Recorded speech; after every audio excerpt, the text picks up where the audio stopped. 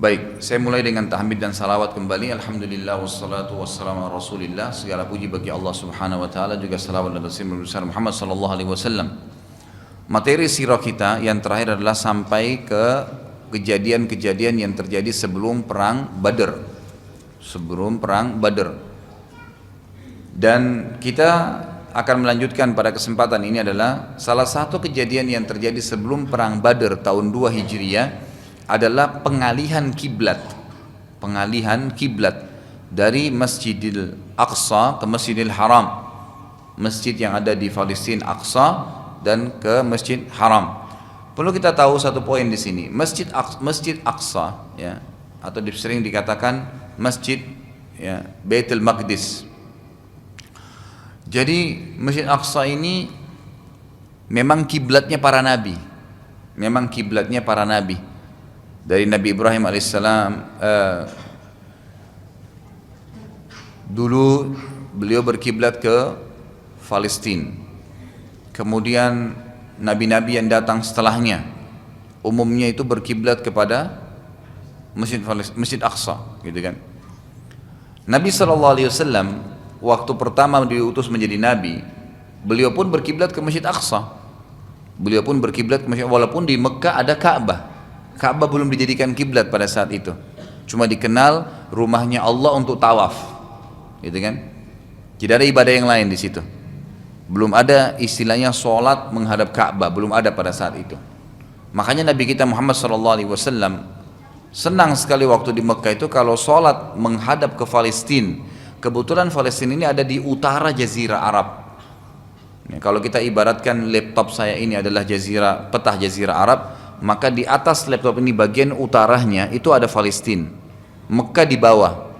Antara Mekah sama Palestina itu di tengah-tengahnya ada kota Madinah. Di Mekah Nabi SAW saking inginnya beliau agar Ka'bah yang menjadi kiblat. Tujuan utamanya agar kiblat kita umat Islam ini berbeda dengan kiblatnya ahli kitab. Karena orang-orang Yahudi selalu mengolok-olok ya Nabi SAW sambil mengatakan Muhammad itu agamanya kayak mainan saja, mana bisa ya dia mengaku ada Al-Quran, padahal sebenarnya Al-Quran itu banyak sesuai dengan ayat Taurat dan Injil, sama saja berarti Muhammad cuma ngarang-ngarang. Kemudian kiblatnya juga ikut dengan kiblat kita, sama aja berarti cuma menciplak. Maka Nabi SAW kalau sholat ke arah Masjid Aqsa itu beliau sholat di belakangnya Ka'bah, sehingga beliau akhirnya menghadap Ka'bah, tujuannya Masjid Aqsa. Setelah beliau hijrah ke Madinah, Madinah itu berada di atasnya Mekah, di arah utara, lebih dekat ke Palestina, sehingga kalau beliau sholat di Madinah nggak bisa lagi menghadap ke Ka'bah. Paham ya? Jadi pasti dia harus menghadap ke Palestina aja. Tambah menjadi-jadi isu yang tidak benar dari orang-orang Yahudi. Itu lihat Muhammad tuh, ikut-ikutin kiblat kita, dari mana dia mengaku agamanya benar. Maka semenjak itu Nabi SAW seringkali ya, mengangkat kepalanya ke langit dengan tujuan berharap agar Allah Subhanahu wa taala bisa memindahkan kiblat dari arah Palestina mengarah ke Ka'bah. Allah Subhanahu wa taala akhirnya menurunkan firman-Nya surah Al-Baqarah urutan 2 ayat 144. Dan saya akan terus ingatkan Bapak Ibu sekalian, mempelajari sirah nabawiyah ini manfaat utamanya adalah kita bisa mengetahui sebab-sebab turunnya Al-Qur'an, dan sumber utama sebab nuzul ayat itu adalah sirah nabawiyah. Gitu kan? Nah, dalam sirah ini terjadi kasuistik, sedang terjadi turunlah ayat. Dan sudah saya tuntunkan juga dari awal-awal pertemuan kita bahwasanya kenapa bisa seperti ini. Misalnya tahun 2 Hijriah turun surah Al-Baqarah ayat 144. Bagaimana bisa dia ada di surah Al-Baqarah 144? Gitu kan? Pada saat turun tidak dijelaskan ini surah apa, turun saja ayatnya. Setelah ayat turun sesuai dengan kasus yang sedang terjadi, barulah nanti Allah Subhanahu wa taala menuntun lagi Nabi SAW menyuruh meletakkan ayat ini di surah ini ayat sekian. Gitu kan? Jadi bukan begitu turun awal langsung kemudian sudah ditahu nanti di surah ini di ayat ini, tidak, turun dulu sebagai perintah, diamalkan oleh kaum muslimin, baru ada perintah nanti oleh Allah SWT yang kedua untuk mengatur ini masukkan dalam surah ini. Turun ayat Al-Baqarah 144 yang bunyinya a'udzubillahi minasyaitonirrajim qad nara taqalluba wajhika fis sama' falanuwalliyannaka qiblatan tardaha fawalli wajhaka syatral masjidil haram wa haitsuma kuntum fawallu wujuhakum syatrah wa innal ladzina utul kitaba la ya'lamuna annahu al-haqqu min rabbihim wa ma Allahu bighafilin amma ya'malun. Sungguh kami sering melihat mukamu menengadah ke langit hai Muhammad. Jadi Nabi SAW gemar sekali melihat mengangkat wajahnya ke langit, nggak ngomong apa-apa, tapi niat dalam hati pengen sekali supaya Allah bisa alihkan ke Ka'bah. Maka sungguh kami akan memalingkan kamu ke kiblat yang kamu sukai. Maka palingkanlah mukamu ke arah Masjidil Haram, dan di mana saja kamu berada, maka palingkanlah mukamu ke arahnya. Sesungguhnya orang-orang Yahudi dan Nasrani yang selama ini ngolok-ngolok kamu yang diberikan Alkitab kepada mereka, Taurat dan Injil, memang mengetahui bahwasanya berpaling ke Masjidil Haram adalah benar dari Tuhan mereka. Dan Allah sekali-kali tidak lengah dari apa yang mereka kerjakan. Artinya orang Yahudi pun dan Nasrani tahu kalau Ka'bah itu adalah rumahnya Allah. Mereka tahu. Sampai hari ini para pendeta dan pastor, ya baik itu pendeta dari orang-orang Yahudi atau pendeta dari orang Nasrani, mereka tahu Ka'bah itu adalah rumahnya Allah. Mereka tahu. Maka pengalian kiblat ke Ka'bah itu bukan hal yang baru bagi mereka, tetapi teralihkannya menandakan memang ini adalah agama Samawiyah. Orang-orang Yahudi pada saat mereka menyebarkan isu mengatakan bahwasanya ini adalah contoh-contoh atau mencontohi kami, ikut-ikutan saja Muhammad agamanya nih. Maka Allah Subhanahu wa taala menurunkan ayat tadi yang saya sebutkan. Dan juga Allah menekankan bahwasanya ya, ketakwaan kepada Allah itu, patuhan pada Allah bukan karena kasus kiblatnya, tapi mengikuti perintahnya. Ya kan? Kita ini tidak ada yang menyembah Ka'bah. Kita bukan menyembah Ka'bah, tapi kita sedang menjalankan perintah Allah menghadap ke Ka'bah. Penting ini ya. Jadi Ka'bah itu cuma bangunan biasa. Kalau saat dia mau rubuh, diperbaikin, direnovasi. Jadi tidak usah berlebihan, gitu kan. Jangan sampai kita meletakkan sesuatu lebih daripada tempatnya. Makanya Umar bin Khattab radhiyallahu anhu itu pernah menebang pohon di mana para sahabat membaiat Nabi SAW di situ, ya, dikenal dengan Baiatur Ridwan. Maka ditebang oleh Umar bin Khattab. Kenapa? Di zaman khilafahnya beliau, karena sudah banyak orang-orang yang baru masuk Islam. Begitu dengar kisahnya Nabi pernah di sini dibaiat oleh para sahabat, mereka sudah banyak yang datang, mulai berdoa di situ, mulai gantungkan pedangnya, mulai ngawur. Yang tadinya tidak ada itu di zaman Nabi SAW. Sama pernah saya tekankan, banyaknya jemaah haji, jemaah umroh kita ribut mau naik ke Gua Hira, jauh ke atas itu, ada yang jatuh sampai mati. Untuk apa masuk ke Gua Hira? Oh, karena Nabi SAW pernah ke sana dan menerima wahyu Iqra bismillahirrahmanirrahim khalaq. Emang benar Nabi terima wahyu, tapi setelah Nabi terima wahyu itu tidak pernah lagi Nabi datang ke Gua Hira. Enggak pernah, seumur hidup beliau sampai beliau meninggal, dan tidak pernah memerintahkan para sahabat untuk datang ke sana. Ada apa Bapak Ibu repot-repot naik ke sana? Ini kita di Indonesia ini luar biasa. Nomor satu kalau soal merekayasa sesuatu nih. Apalagi masalah ibadah, ini bukan kreatif, rekayasa. Kalau kreatif itu masih bagus, ini merekayasa. Ya kan itu. Berangkat pergi ke sana, sampai-sampai sekarang di Saudi itu, saking seringnya jemaah umroh kita mampir di masjid terapung, dibahasakan begitu di Jeddah, sekarang sudah dilarang sama kerajaan Saudi. Jadi cuma travel kita saja yang selalu mampir sana gitu. Jadi kalau sudah mulai dari habis pulang mau pulang ke Indonesia, ngisi waktu singgah mampir. Awalnya niatnya hanya ngisi waktu, lama-lama jemaah kita banyak yang jahil, nggak paham, itu kan dianggap masjid ini punya sejarah nih. Akhirnya kan harus sholat di sana, orang banyak hanya jual makanan, jadi ramai, macet jalanan, dilarang sekarang, nggak boleh lagi, karena berbahaya. Nah ini tidak boleh, gitu kan? Jangan salah, Ka'bah itu rumahnya Allah yang kita muliakan, dimuliakan sesuai dengan apa yang Allah suruh kita muliakan. Nggak boleh ada kemaksiatan di situ, gitu kan? Tidak boleh ada pelanggaran-pelanggaran agama. Kita harus memuliakan dengan tawaf sebagaimana Allah perintahkan, sholat menghadap sana, menjaga kebersihan. Iya, itu semua. Tidak boleh ada pertumpahan darah, itu benar. Tapi jangan melampaui ini, gitu kan? Melampaui ini. Banyak orang salah yang saya sering kasih contoh kita di Indonesia, bawa gunting kiswanya Ka'bah. Sudah dengar belum berapa waktu lalu ada orang kita ditangkap sama polisi Masjid Haram tuh. Bawa gunting kiswa besar dibawa pulang. Nanti dibawa pulang dijadikan jimat lagi. Kenapa? Dari mana ceritanya kain kiswa Ka'bah bisa jadi jimat? Enggak ada hubungannya. Itu kan kain kiswa untuk memperindah Ka'bah. Jadi ditaruhlah oleh kerajaan Saudi. Ada kalau Bapak Ibu lagi umroh minta coba mutawifnya antarin saya di mana tempat pembuatan kiswa, nanti diantar tuh. Ada dijahit, dibuat bagus, emang begitu, nggak masalah. Tapi bukan lebih dari itu, gitu kan? Berlebih-lebihan ini berbahaya, nggak boleh. Jadi kita tidak boleh lebih bermasalah. Jadi sekarang menghadap kiblat itulah yang ditolak ukur adalah ketakwaannya, kepatuhannya, tapi bukan masalah kiblatnya. Ke Masjid Aqsa kah, ke Masjid Haram kah di Mekah sama saja, nggak masalah. Makanya Allah mengatakan, a'udzubillahi minasyaitonir rajim, laisal birra an tuwallu wujuhakum qiblal masyriqi wal maghrib, walakinnal birra man amana billahi wal yawmil akhir. Bukanlah kebajikan itu dinilai orang itu ya kepatuhan, patuh kepada Allah.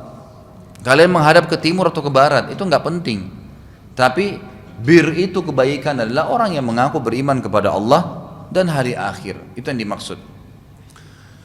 Baik, ini termasuk kejadian pengalihan kiblat, dan pada saat kiblat ini ya dialihkan tepatnya setelah atau sementara sholat asar di masjid yang sekarang dikenal dengan Masjid Kiblatain, gitu kan? Jadi pada saat itu orang-orang lagi sholat asar di situ menghadap Masjid Aqsa, pas 2 rakaat pertama selesai atau sementara berdiri dari rakaat kedua, itu tiba-tiba saya teralihkan kiblatnya. Datanglah seseorang dan berteriak dari luar masjid mengatakan, wahai kaum muslimin, sungguh telah turun firman Allah subhanahu wa ta'ala kepada Nabi Muhammad sallallahu alaihi wasallam untuk mengalihkan kiblat.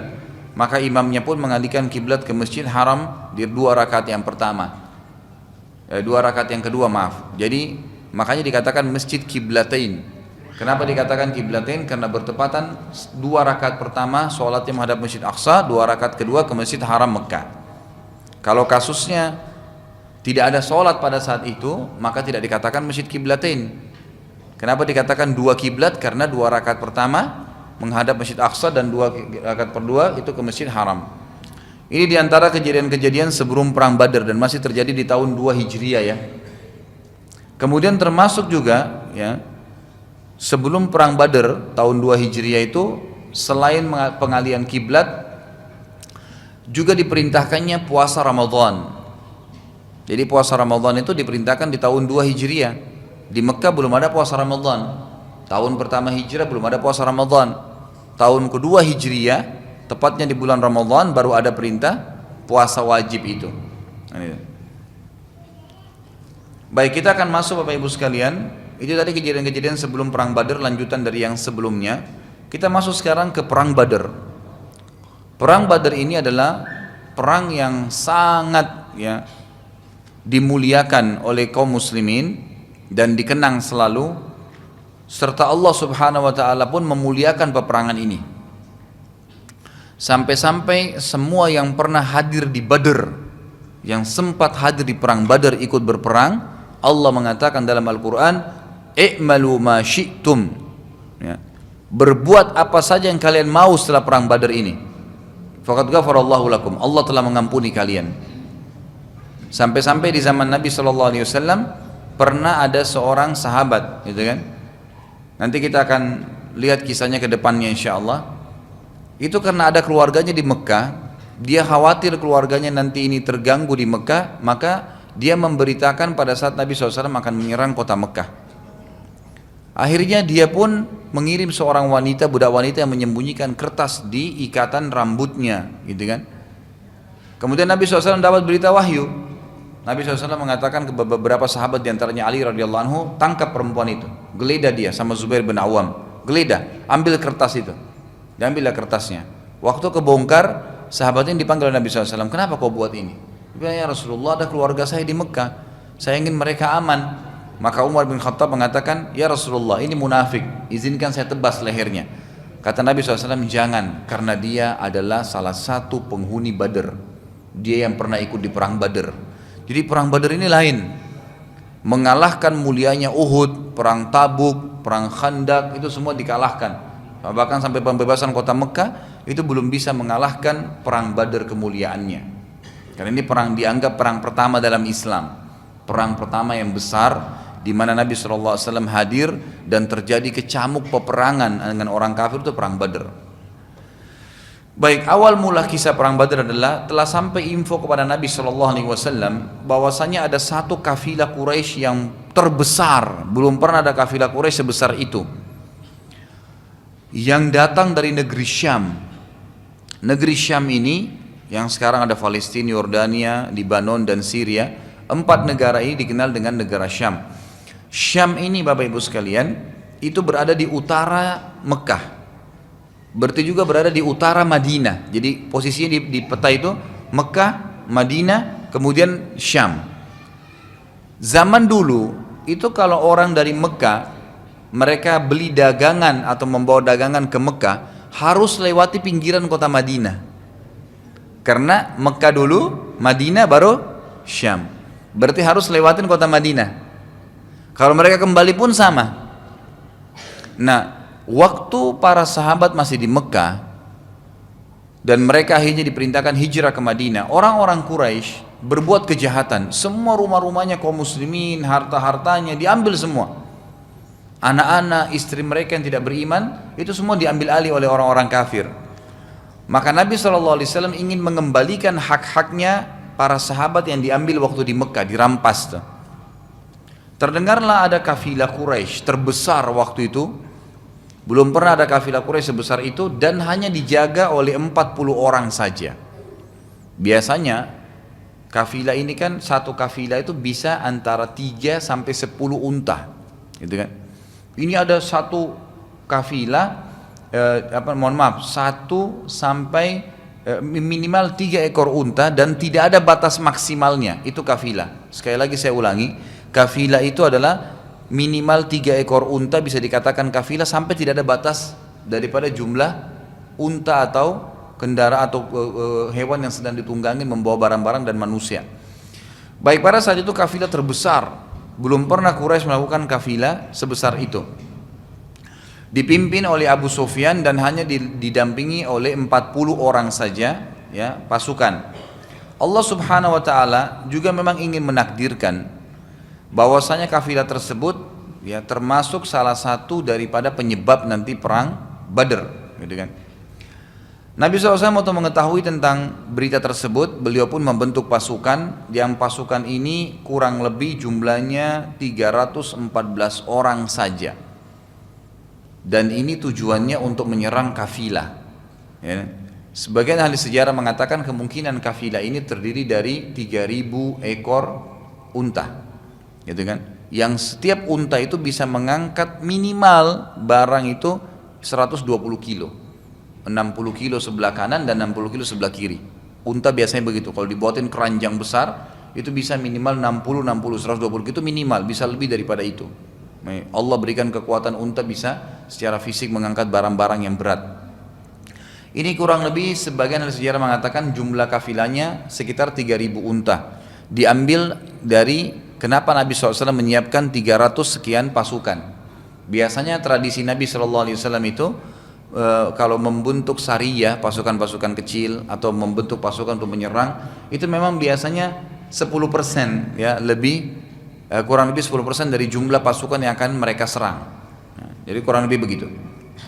Allah Subhanahu wa taala menjelaskan bahwasanya perang Badar ini tanda kutip, ya, tanda kutip. Sebagian ahli sejarah mengatakan adalah rekayasa dari Allah Subhanahu wa taala, sebagaimana Allah mengatakan dalam surah Al-Anfal urutan 8 ayat 5. Al-Anfal urutan 8 ayat 5 bunyinya, a'udzubillahi minasyaitonirrajim, kama akhrajaka rabbuka min baitika bil haqq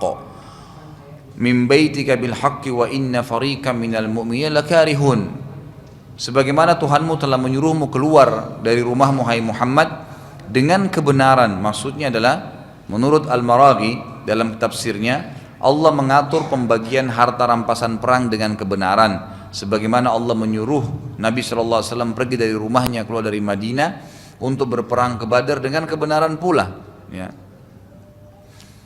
Menurut ulama-ulama tafsir yang lain adalah keluar dari rumah dengan maksud berperang. Jadi di sini Allah Subhanahu wa taala menyuruh Nabi SAW keluar, ya. Tujuannya untuk kafilah saja kalau Nabi SAW, tapi Allah menyuruh Nabi SAW keluar, akhirnya terjadi peperangan. Ini dengan tanda kutip memang Allah yang rencanakan. Padahal sesungguhnya sebagian orang-orang beriman tidak menyukainya. Jadi pada saat itu keluar ke perang Badar itu bukan tujuannya perang, menangkap kafilah tadi, menyerang kafilah. Makanya tidak diwajibkan untuk kaum muslimin, bebas, siapa saja yang mau ikut silahkan. Terbentuklah 313 pasukan dengan Nabi SAW 314 orang. Dari ayat tadi yang saya sebutkan, ulama mengatakan Allah Subhanahu wa taala berkalam sebagaimana Tuhanmu menyuruhmu keluar. Jadi ada perintah jelas berisi tanda kutip kata sebagian ahli sejarah rekayasa Allah Subhanahu wa taala. Nabi SAW diperintahkan untuk memberi pilihan bagi siapa saja yang ingin ikut dan bukan sebuah kewajiban pada saat itu. Salah satu sahabat yang masyhur kisah akan ikut tetapi tidak jadi karena perintah Nabi SAW adalah Uthman bin Affan. Jadi sebelum kita masuk ke kasus peperangannya, ada sahabat Uthman bin Affan radhiyallahu anhu mau ikut. Beliau memang ingin sekali, tapi Nabi SAW melarangnya, tidak boleh ikut. Karena pada saat itu istrinya Ruqayyah binti Nabi SAW, anaknya Nabi SAW lagi sakit keras, ya. Maka Uthman pun dilarang oleh Nabi SAW, dan ini rahasia kenapa Uthman tidak hadir di perang Badar. Itu kan di perang Badar, karena ini perang Badar ini punya nilai tersendiri. Baik, ada sebuah hal yang terjadi di Mekah sebelum perang Badar, disebut oleh para ahli sejarah dengan kisah mimpinya Atiqah. Atiqah ini nama seorang wanita, ya. Atiqah binti Abdul Muttalib. Abdul Muttalib siapa? Kakek Nabi SAW. Berarti ini adalah tantenya Nabi. Tantenya Nabi bernama Atiqah, tapi ini tidak masuk Islam, ya, dia tidak beriman. Ada terkenal ulama mengangkat dalam buku sejarah namanya mimpi Atiqah binti Abdul Muttalib berhubungan dengan perang Badar. Apa mimpinya nih? Baik, Atiqah mimpi di Mekah yang sangat membuatnya ketakutan dan akhirnya menjadi sebuah berita yang heboh di Mekah. Tepatnya 3 hari sebelum perang Badar, ia melihat seseorang berada di atas bukit yang tinggi dan berteriak dengan suara yang sangat keras sampai kedengaran di dalam Mekah. Dan orang itu berkata, "Wahai para pengkhianat, siap-siaplah menghadapi kematian kalian dalam 3 hari lagi."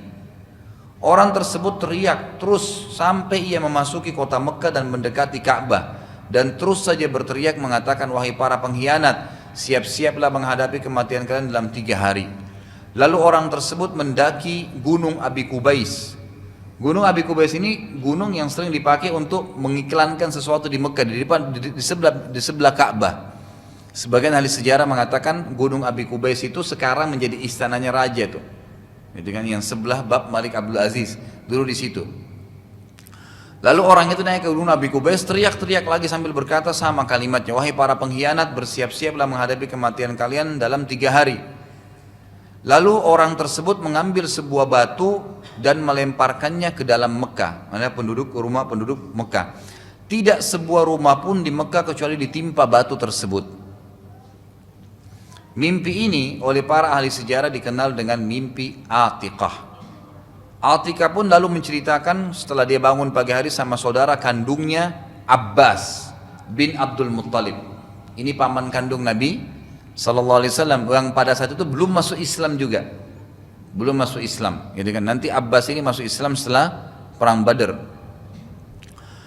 Pada saat itu Abbas belum beriman. Ya. Abbas pun pada saat mendengarkan mimpi tadi, karena Abbas ini radhiyallahu anhu, memang sebenarnya dia sangat yakin bahwasanya ponakannya Nabi SAW ini adalah seorang Nabi. Muhammad ini seorang Nabi Sallallahu Alaihi Wasallam. Tapi dia masih meredam dirinya sampai melihat waktu yang tepat. Gitu, supaya di Mekah itu tidak tersebar berita semua keluarganya Muhammad meninggalkan Mekah dan sukunya. Dia pun mendengarkan mimpi saudara kandungnya tadi perempuan Atiqah ini. Abbas pun sangat ketakutan dan berkata pada Atiqah, "Jangan engkau ceritakan pada siapapun mimpimu ini." Abbas bersahabat dekat dengan seorang tokohnya Mekah yang bernama Al-Walid ibn Utbah. Al-Walid ibn Utbah nanti kita lihat ini salah satu korban yang pertama mati di perang Badar. yang nanti akan mati pada saat perang tanding. Al-Walid ibn Utbah ini salah satu pimpinan di Mekah, kepala suku, dan Abbas memberitahukan padanya, tetapi memberi pesan agar jangan diceritakan pada siapapun. Jadi Atikah ceritain Abbas, Abbas bilang, wahai Atikah jangan ceritain orang ya.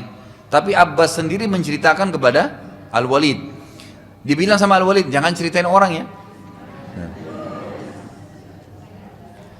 Abbas bersahabat, dan jadi Al-Walid lalu memberitahukan kepada ayahnya yang bernama Utbah dan memesankan agar tidak memberitahukan siapapun. Sampai akhirnya seluruh penduduk Mekah jadi tahu.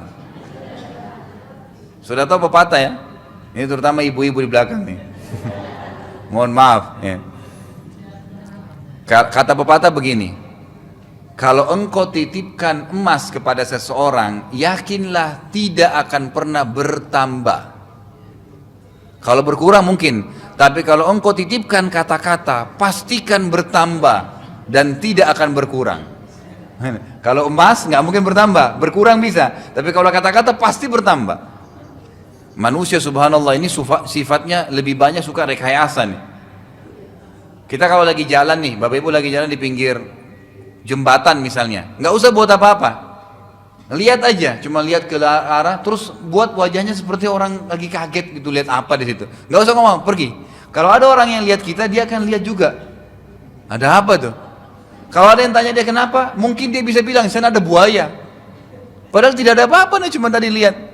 Orang ketiga sudah lain bumbunya, yang keempat lain bumbunya, jadi macam-macam, gitu kan?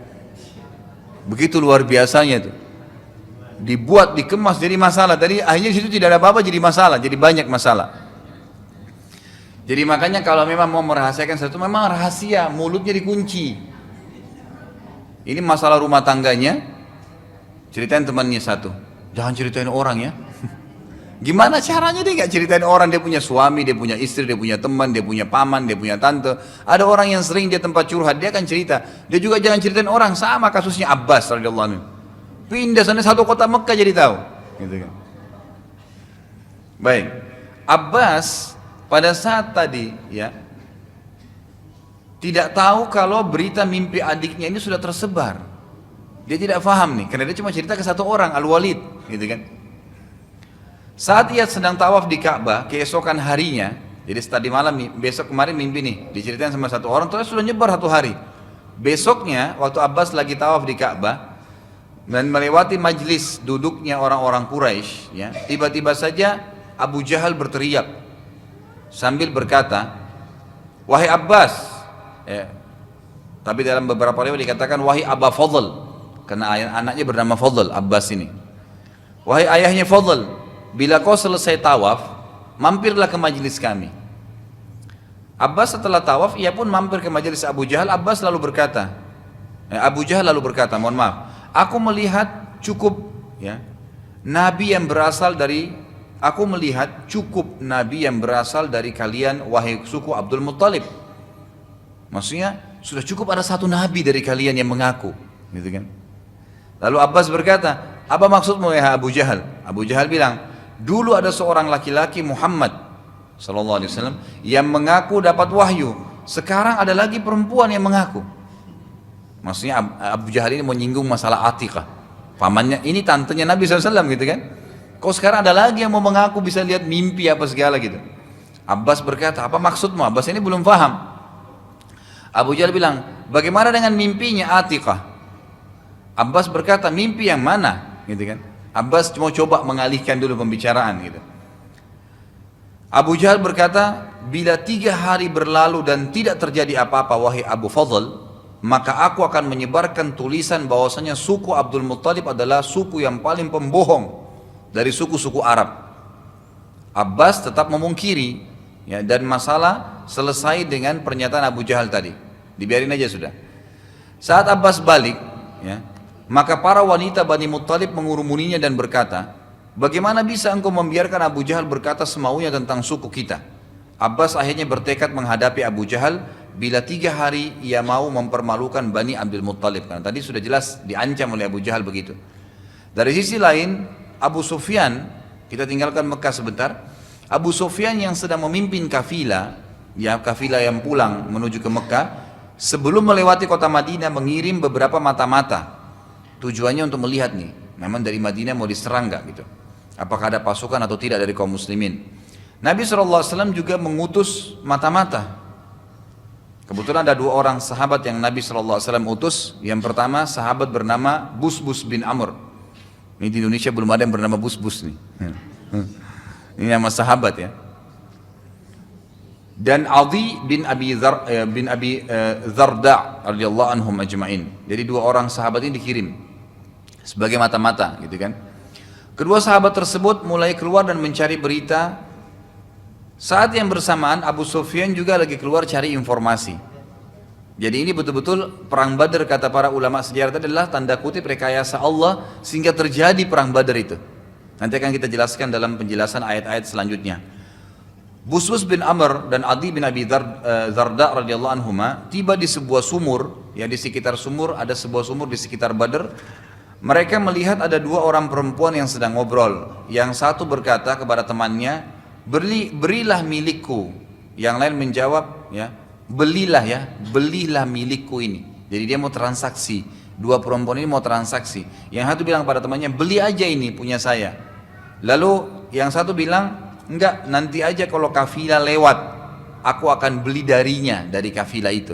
Jadi ternyata satu tradisi orang Quraisy ini kalau dia bawa kafilah, sehingga di kerumunan suku tertentu dibuka dagangannya. Ayo ada yang mau beli enggak? Nah, dari kalimat tadi perempuan ini, kedua sahabat Nabi tadi sudah mengambil kesimpulan bahwasanya berarti kafilah sebentar lagi akan lewat nih. Buktinya mereka sudah ngomong itu. Jadi nggak pakai bertanya. Ini salah satu strategi perang ya. Jadi kalau ngirim mata-mata dalam perang jangan ngirim orang yang mulutnya seperti ember gitu. Seperti tadi banyak sekali ngomongnya. Kebanyakan mata-mata tuh nggak pakai ngomong, diam. Cuman dengar, ada informasi, melihat, selesai, gitu kan? Seperti itu. Lalu kedua sahabat tersebut pun menginformasikan kepada Nabi SAW langsung pada saat itu.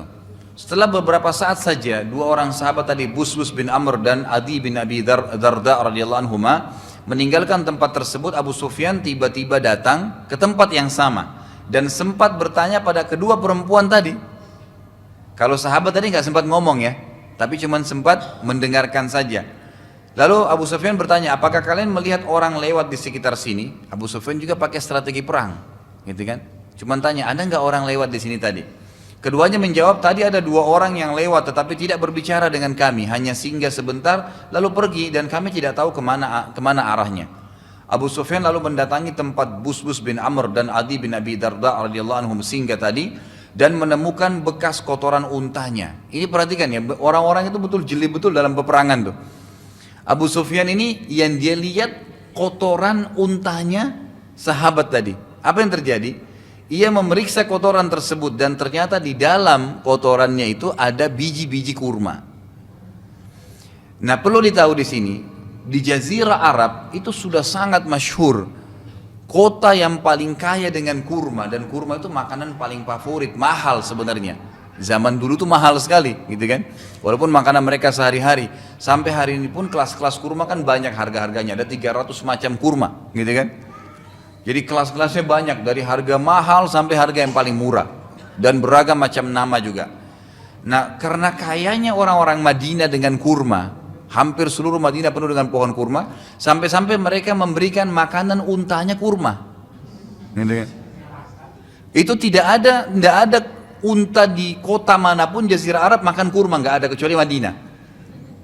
Abu Sufyan tahu kalau ini untanya orang Madinah karena kotorannya. Itu bayangkan jelinya gitu ya. Dia sampai seperti itu. Abu Sufyan pada saat melihat hal tersebut langsung mengambil kesimpulan bahwasanya pasti ini ada pasukan dari Madinah. Dia pun akhirnya mengutus seseorang pembawa berita ke Mekah namanya Damdam bin Amr. Ya, Damdam bin Amr. Jadi tidak usah pakai nama Damdam ya. Kalau Busbus tadi boleh. Baik, Damdam ini bin Amr diutus ke Mekah. Damdam bin Amr ini, perhatikan ya, di sini banyak sekali pelajaran kalau dari sirah berhubungan dengan siasat perang nih. Kita sekarang sedang bicara perang Badar. Perhatikan tadi satu persatu poinnya tadi, masalah mata-mata tidak banyak bicara, gitu kan?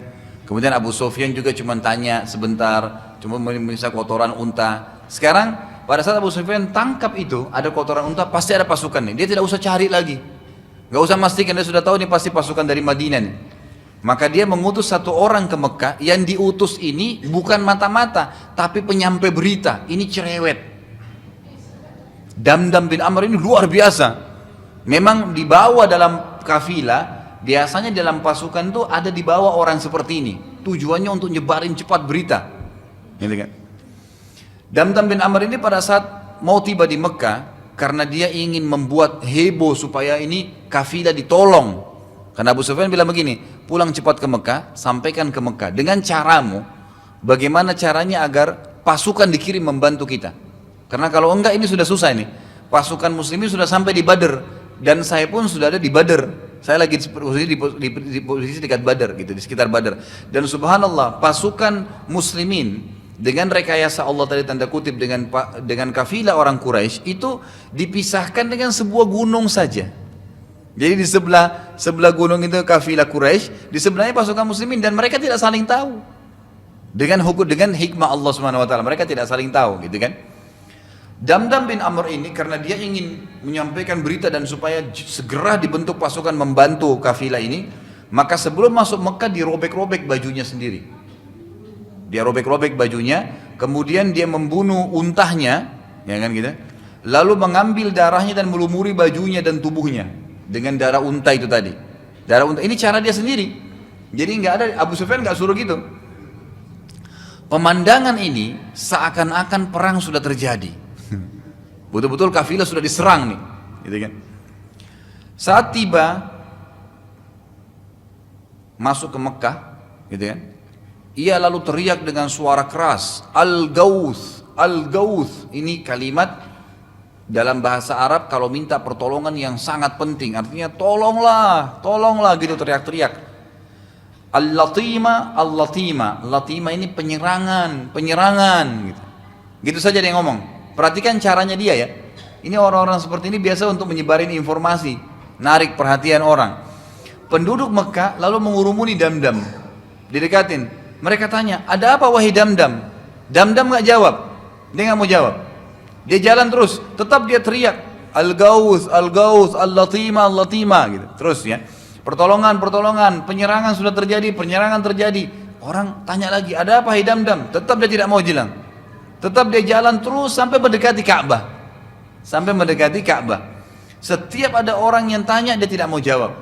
Sampai akhirnya dia menaiki gunung Abi Kubais. Nah, gunung Abi Kubais ini sudah jelas di Mekah kalau ada yang naik berarti ada yang dia mau sampaikan. Gitu kan? Untuk menginformasikan untuk masyarakat Mekah. Baik itu penyerangan kah, ada orang yang mau datang kah, apa saja sampaikan di atas itu. Waktu sudah naik dia teriak terus, Al-Gauth, Al-Gauth, Al-Latima, Al-Latima gitu. Ya. Saat hampir seluruh penduduk Mekah berkumpul karena penasaran mau dengar, barulah Damdam menyampaikan pesan Abu Sufyan, yang akhirnya hampir seluruh laki-laki Mekah mempersiapkan diri untuk berperang kecuali 2 orang waktu itu tidak menyiapkan diri berperang.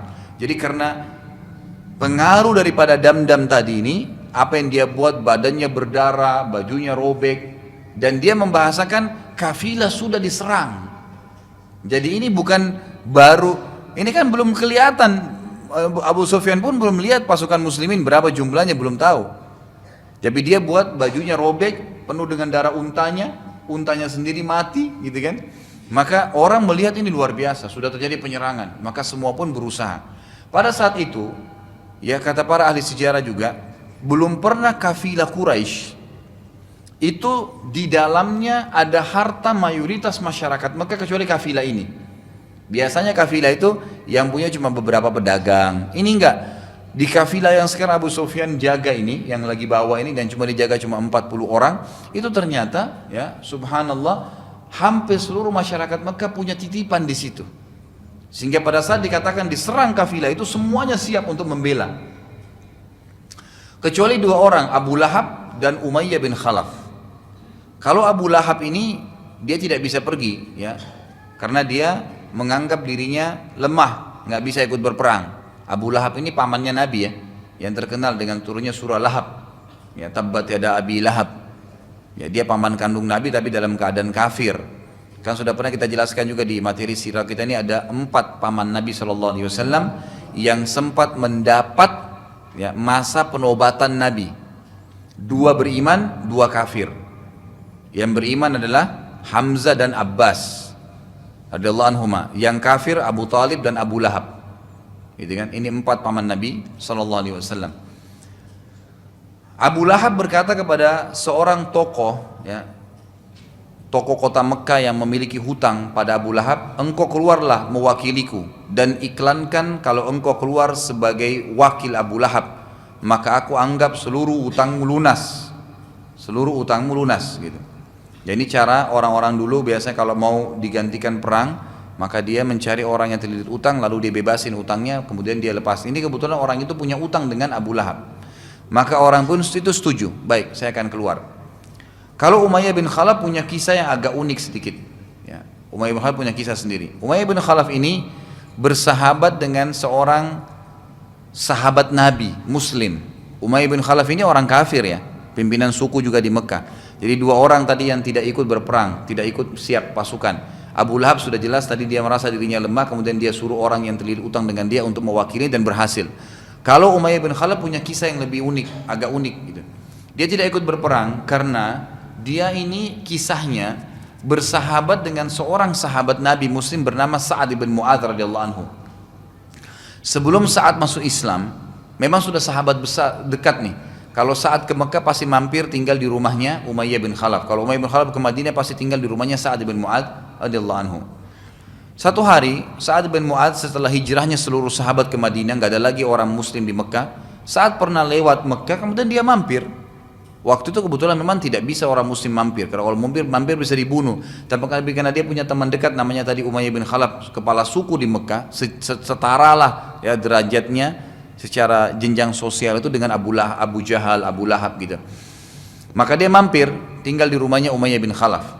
Terus dia bilang kepada Umayyah bin Khalaf, wahai Umayyah, kau tahu bahwasanya umat Islam tidak bisa lagi masuk ke Mekah, tapi saya masuk karena kamu. Saya ingin tawaf sebelum saya pulang. Tolong lihatkan kondisi Ka'bah, kapan kosong, saya ingin masuk. Maka kata Umayyah bin Khalaf, baiklah, kamu tunggu di sini, jangan keluar dari rumah. Di rumahnya dilayanin makan segala, kemudian Umayyah bin Khalaf kumpul sama tokoh-tokoh Quraisy seperti biasa di dekat Ka'bah, di majelis mereka sampai awal malam. Awal malam itu kita sekarang jam 10, jam 11 malam. Zaman dulu tuh kalau jam-jam begitu mungkin sudah habis ya, tidak ada lagi orang di Ka'bah. Nggak kayak kita sekarang 24 jam orang tawaf gitu kan. Zaman dulu enggak. Jadi sudah kosong kurang lebih Ka'bah. Maka Umayyah bin Khalaf pun pulang ke rumahnya, kemudian berkata kepada Sa'ad bin Mu'adz, wahai Sa'ad, silakan ikut dengan saya karena Ka'bah sudah kosong.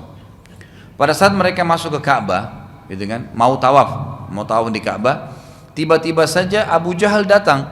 Dan Abu Jahal berkata kepada Umayyah bin Khalaf, siapa yang bersama kau wahai Umayyah? Umayyah mengatakan, ini Sa'ad bin Mu'adz, kepala suku Aus dari Madinah. Kepala suku ini, ya sebagaimana saya juga kepala suku di sini, kamu juga kepala suku. Lalu Abu Jahal waktu tahu bahwasanya ini Sa'ad bin Mu'adz, pimpinan suku Aus yang sudah masuk Islam, maka dia langsung bilang kepada Sa'ad, wahai Sa'ad, apa kau kira kau akan bisa keluar dari Mekah dalam kondisi selamat? Sa'ad sebagai kepala suku Aus tidak biasa diancam begitu, maka dia bilang, kalau kau berani menyentuhku wahai Abu Jahal, maka aku akan menghilangkan darimu sesuatu yang lebih engkau cintai dari dirimu sendiri. Maksudnya apa? Abu Jahal ini kebetulan sangat cinta dengan hartanya, luar biasa gitu. Dia lebih, sebagian ahli sejarah mengatakan Abu Jahal ini siap menukar istrinya dan anaknya dengan transaksi bisnis. Ya saking luar biasa cintanya dengan dunia gitu. Ya, dia tidak peduli. Yang penting dia keuntungan hartanya. Maka saat kenal tahu betul Abu Jahal, dia bilang, kalau kau berani menyentuh aku akan hilangkan sesuatu yang lebih kau cintai dari dirimu sendiri bahkan. Maksudnya hartamu akan habis. Karena seluruh penduduk Madinah dari sukuku akan menyerang Mekah. Lalu Abu Jahal berkata, apakah di Madinah kalian punya Ka'bah juga yang kira-kira mahal sehingga engkau bisa mengancamku?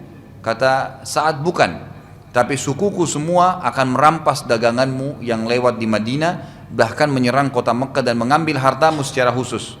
Lalu Abu Jahal marah dengan perkataan tersebut, dia mengatakan, apa kau bisa?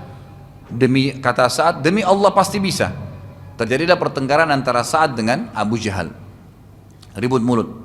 Umayyah bin Khalaf nih bingung, siapa yang dia mau bela nih? Di sebelah kanannya Abu Jahal, sahabat dekatnya, kepala suku Mekah. Di sebelah kirinya Sa'ad bin Mu'adz, sahabat dekatnya, kepala suku Aus.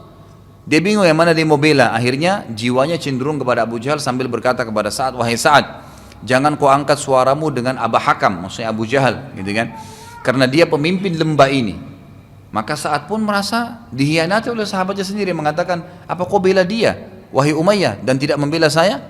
Maka kata Sa'ad kalimat begini, kalimat ini yang membuat akhirnya menjadi saksi bahasan kita. Dia mengatakan, ketahuilah wahai Umayyah, mulai sekarang persahabatan kita putus, nggak ada lagi.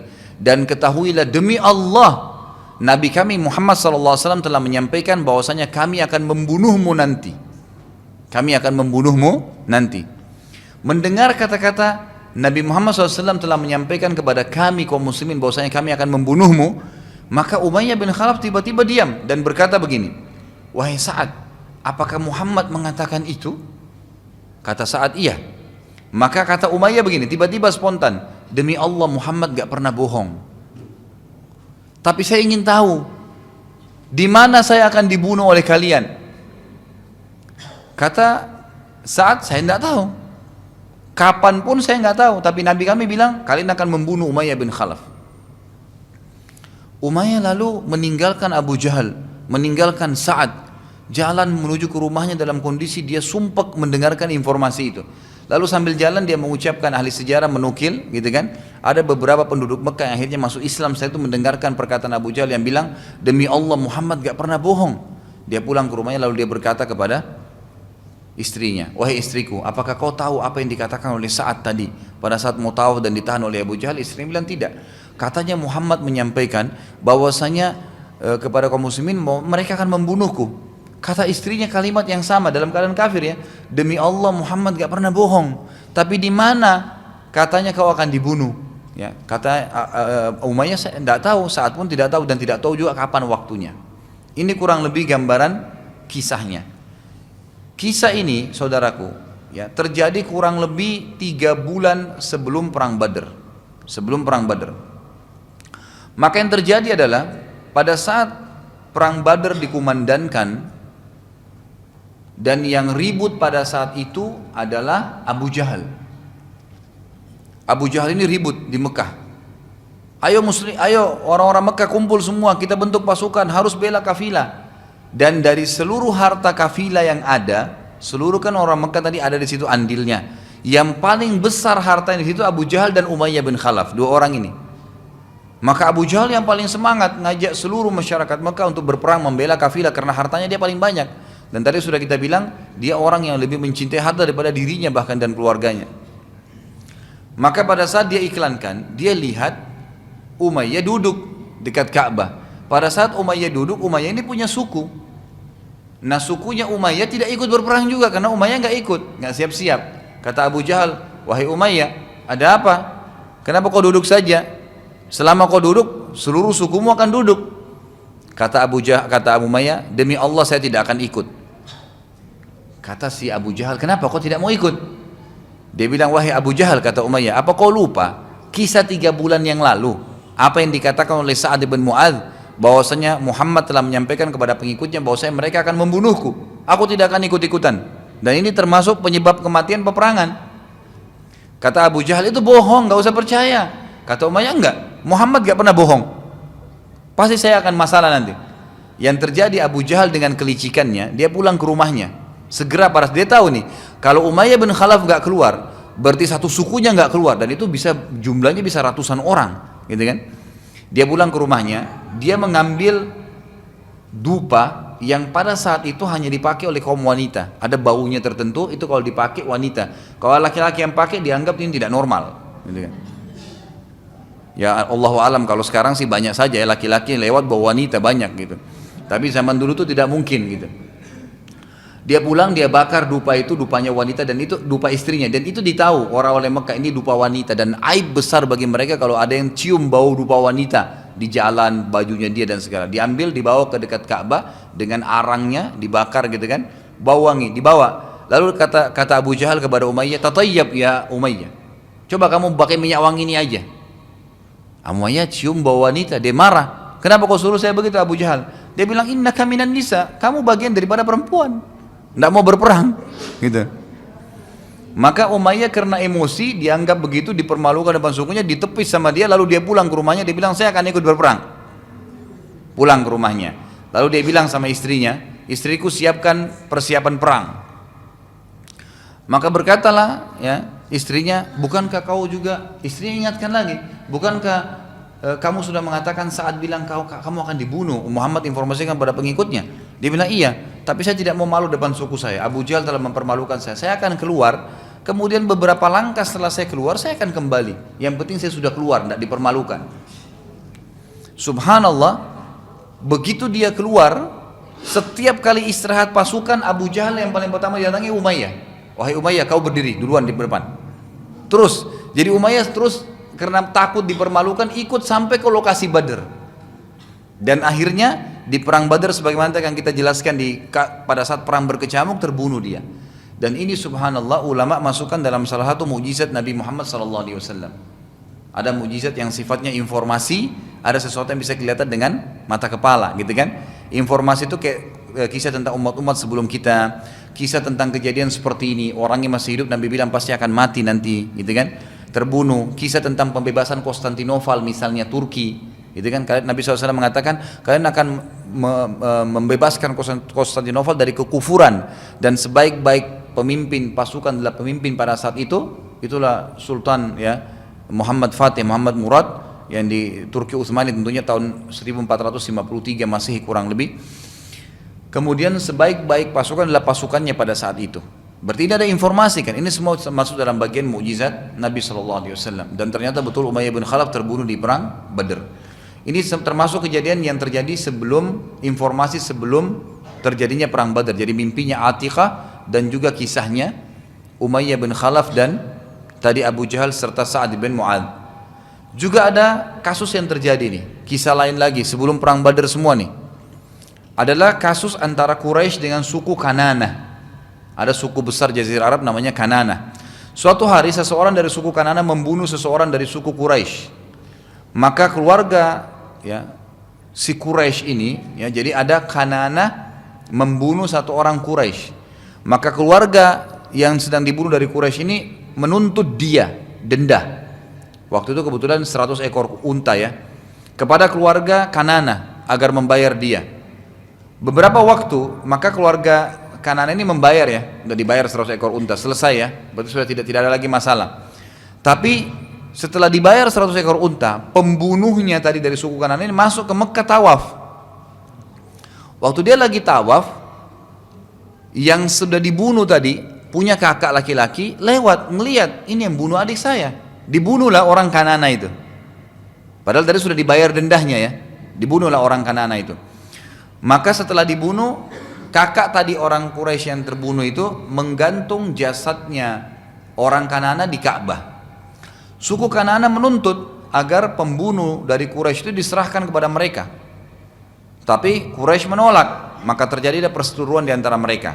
Hal ini menyebabkan Quraisy sempat ragu keluar karena ya untuk menyerang Nabi SAW, karena takutnya nanti kalau mereka keluar malah Kanana menyerang, gitu kan. Tapi di sini syaitan datang. Dan ini menandakan juga syaitan itu bisa ya seperti ini kejadiannya ya, tapi ini terjadi di waktu-waktu tertentu. Dia menjelma menjadi manusia yang datang dalam gambar Suraka bin Malik al-Jush'umi. Suraka bin Malik al-Jush'umi ini ya pernah kita sampaikan kisah dia sepintas waktu mau hijrah ke Madinah.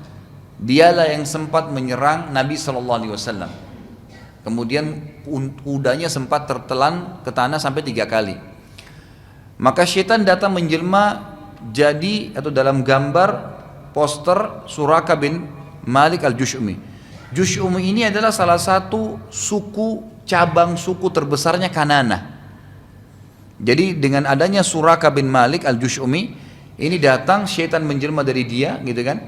Dan ini adalah suku terbesar, ya, cabang suku terbesar dari Kanana, yang memberikan jaminan kepada mereka, mengatakan, yakinlah Kanana tidak akan nyerang kalian, keluar aja, saya yang akan menjamin suku Kanana. Padahal sebenarnya Suraka ini nggak pernah menjamin, dari setan saja, gitu kan. Maka akhirnya orang-orang Quraisy pun mau, ya, keluar. Dan Allah menceritakan tentang penjelmaan setan ini ke gambar Suraka dalam Al-Quran, gitu kan. Allah menceritakan dalam surah Al-Anfal urutan 8 ayat 48. Bunyinya, a'udzubillahi minasyaitonirrajim, wa idz zayyana lahumus syaitanu a'malahum wa qala la ghaliba lakumul yawma minan nasi wa inni jarul lakum falamma tara'atil fi'atani naqasa ala aqibaihi wa qala inni bari'um minkum inni ara ma la tarawna inni akhafullah wallahu syadidul iqab. Dan ketika syaitan menjadikan mereka memandang baik pekerjaan mereka dan mengatakan kepada mereka, karena syaitan datang dalam poster Suraka bin Malik tadi, tidak ada seorang manusia pun yang dapat menang terhadap kalian pada hari ini, dan saya akan menjadi pelindung kalian dari suku Kanana. Maka tak kala kedua pasukan ini telah saling lihat, syaitan tadi menghilang sambil berkata, sesungguhnya saya berlepas diri dari apa yang telah kalian lakukan, saya dapat melihat apa yang kalian tidak lihat, ya. Sesungguhnya saya takut kepada Allah, gitu kan. Dan Allah amat berat siksaannya. Sebelum jauh melanjutkan, ya, materi kita, ayat ini memberikan pelajaran besar dulu Bapak Ibu sekalian, bahwasanya syaitan itu jangan dibesar-besarkan. Banyak orang selalu digambarkan, dan ini terutama yang sering nonton film horor nih, harus fahami poin ini. Syaitan itu makhluk Allah yang terhina dan lemah.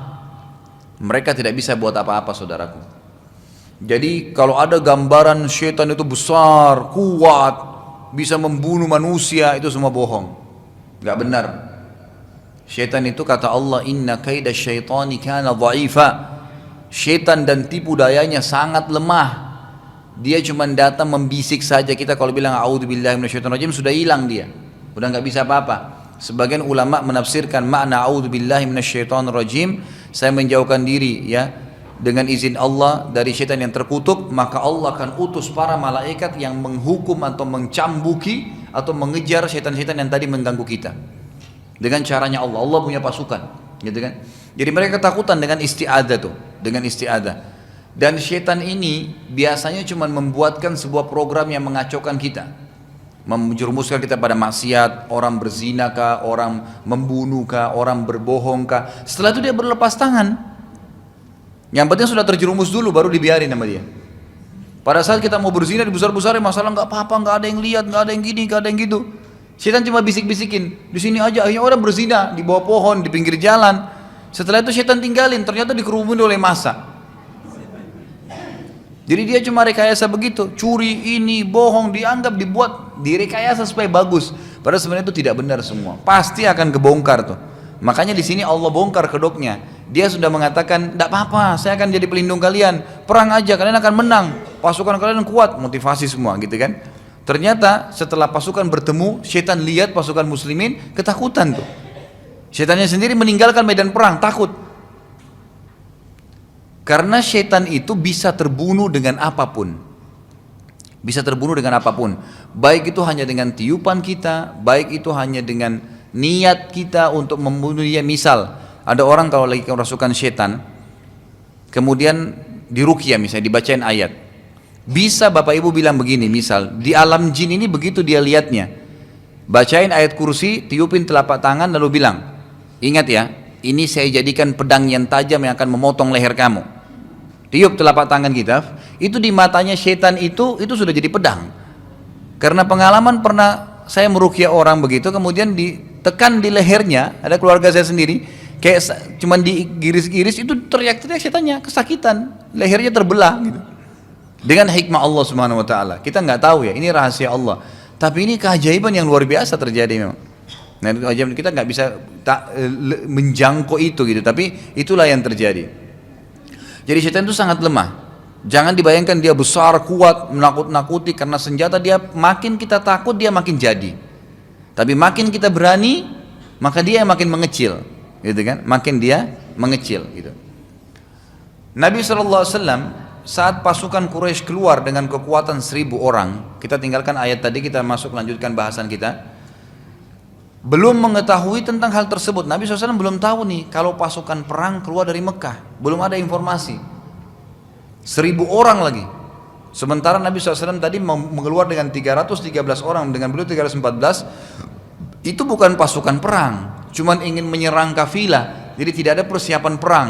Persiapan perang beda ya, pakai baju besi, punya senjata-senjata yang lebih mapan, persiapan makanan, minuman, itu semua dipersiapkan. Maka Nabi SAW waktu itu tidak ada niatnya untuk berperang, dan waktu itu dari 314 pasukan Nabi SAW terdapat 70 ekor hewan tunggangan, 2 ekor kuda dan 68 ekor unta. Setiap sahabat saling berganti menunggangi unta mereka dan sama sekali tidak memiliki hewan yang sama sekali tidak memiliki hewan, mereka bertukar dengan temannya yang punya hewan. Dan sepanjang jalan ya, ada juga yang berjalan kaki karena tidak punya hewan. Sementara Quraisy memiliki 1000 orang pasukan siap perang, dan mereka memiliki 200 ekor kuda perang serta 800 ekor unta. Jadi 1000 orang itu semuanya dengan tunggangan hewan. Quraisy juga membawa wanita-wanita yang tujuannya untuk memotivasi para pasukan ya, perang. Biasanya wanita ini menyebutkan syair-syair atau malah menari-nari di depan mereka. Pada saat pasukan sudah saling dekat, maka turunlah wahyu dari Allah Subhanahu wa taala yang menginformasikan kepada Nabi sallallahu alaihi wasallam. Jadi dari awal pasukan Quraisy keluar ini, Nabi SAW di situ saja, belum melihat kafilah, belum tahu informasi tentang adanya pasukan Quraisy dari Mekah. Memang Allah biarin informasinya sampai pasukan Quraisy sudah dekat di Badar, baru ada informasi datang kepada Nabi SAW bahwasanya ada pasukan Quraisy ya keluar. Dan kafilah yang sedang dikejar oleh Nabi SAW sudah lolos. Abu Sufyan sudah lolos nih. Abu Sufyan, ya, sebentar kita kembali ya. Nabi SAW lalu bersabda ya kepada para sahabat waktu itu kena wahyu turun, kumpullah. Bagaimana pendapat kalian? Allah menginformasikan kepada saya bahwasanya Quraisy sudah keluar dengan 1000 pasukan dan kafilah sudah lolos. Abu Bakar lalu berkata berdiri, wahai Rasulullah, lanjutkan langkah anda dan kami akan bersama dengan anda. Nabi SAW berkata, baiklah, terima kasih Abu Bakar, tapi saya ingin yang lain, bagaimana pendapat kalian? Umar radhiyallahu anhu berdiri, mengucapkan kalimat yang serupa dengan Abu Bakar, dan Nabi SAW berterima kasih. Lalu Nabi SAW berkata lagi, berikanlah aku pendapat wahai sekalian kaum muslimin. Lalu Umar bin Khattab berdiri dan mengucapkan seperti yang diucapkan lagi, 2 kali Umar berdiri. Lalu Nabi SAW mengatakan, baiklah Umar, ya, terima kasih. Lalu Umar duduk. Nabi SAW ulangi lagi, berikan aku pendapat wahai kaum muslimin. Lalu Al-Miqdad bin Amr radhiyallahu anhu, ini sahabat yang mulia dari orang Ansar, berkata begini, wahai Rasulullah, berbuatlah apa saja yang telah Allah perintahkan kepada anda. Kami tidak akan mengucapkan seperti yang diucapkan Bani Israel kepada Musa. Jadi pernah ada kasus terjadi waktu Musa alaihissalam ingin menyerang Palestina. Satu waktu kemudian mengajak agar Bani Israel masuk menyerang, mereka nggak mau. Bani Israel mengatakan dalam surah Al-Maidah urutan 5 ayat 24 begini, A'udzubillahi minasyaitonirrajim, qalu ya Musa inna lan nadkhulaha abadan ma damu fiha fadhhab anta wa rabbuka faqatila innaha huna qaidun. Mereka berkata kepada Musa, hai Musa, kami sekali-kali tidak akan memasukinya selama-lamanya, kami tidak mau ikut berperang ke Palestina. Selagi mereka masih ada di dalamnya, masih ada orang-orang dalamnya, kami tidak mau ikut, tidak mau berperang, mau masuk dalam kondisi sudah tidak ada musuh. Karena itu pergilah kamu bersama Tuhanmu dan perangilah kamu saja berdua dengan Tuhanmu. Ini kurang ajarnya Bani Israel, gitu kan? Jadi yang sekarang dikatakan Yahudi. Jadi mereka sudah yakin Allah ada, yakin Musa nabinya. Waktu disuruh jihad nggak mau. Dia bilang idhab anta wa rabbuka, pergi kau dengan Tuhanmu berdua saja. Faqatilah, perangi aja sendiri. Innaha huna qaidun, kami di sini nunggu sampai kalian menang. Kata Miqdad radhiyallahu anhu, wahai Rasulullah, pergilah, melangkah seperti apa yang Tuhan anda perintahkan, dan kami tidak akan mengucapkan seperti Bani Israel mengucapkan kepada Musa. Pergilah kamu berperang dengan Tuhanmu berdua. Tapi kami akan mengatakan, pergilah anda bersama Tuhan Anda dan perangilah mereka sementara kami akan selalu bersama dengan Anda dan Tuhan Anda berdua.